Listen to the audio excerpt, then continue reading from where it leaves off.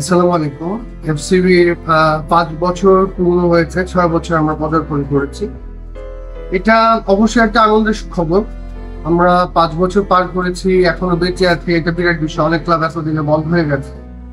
এটা আনন্দের খবর কেমন সময় হচ্ছে যখন বাংলাদেশ আসলে অনেক কষ্টের একটা সময় পার করছে। একদিকে অনেক বড় স্বপ্ন নিয়ে আমরা এগিয়ে যাচ্ছি, অন্যদিকে একটার পর একটা বিপর্যয় চলছে। আল্লাহ সবাইকে হেফাজত করুন। আজকে আমাদের আনন্দ করার কথা, কিন্তু আনন্দ কতটুকু করতে পারছি এটা একটা বিরাট বড় বিষয়। এবং আমি প্রেফার করি যে আনন্দ যেন না করে, বরঞ্চ আনন্দের এই টাকা কিংবা আনন্দের যে করার উপযোগ, সেটা আমার মনে হয় আমাদের বন্যার্থ যারা আছে তাদের মধ্যে বিলিয়ে দেওয়াটাই এফসিবির উত্তম চরিত্রের আরেকটা সিমটম কিংবা সিম্বল হবে। আমি ক্লাব ৫ বছর পার হয়ে গেছে। ৫ বছর অনেকে এসছে, অনেকে চলে গেছে, অনেকে আছে, অনেকে থাকবে।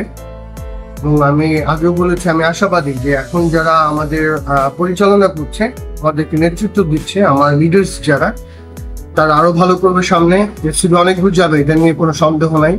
এবং এটা এখন পর্যন্ত প্রতীয়মান যে এটা কোনো লক্ষণ দেখা যাচ্ছে না যে এটা বন্ধ হবে। আমি শিওর এফসিবি অনেক দূর যাবে এবং যারা পরিচালনা করছে তারা সুন্দরভাবে পরিচালনা করবে। সবাইকে শুভেচ্ছা, অভিনন্দন এবং আমার স্যালুট যারা এখনকার লিডার্স তাদের প্রতি।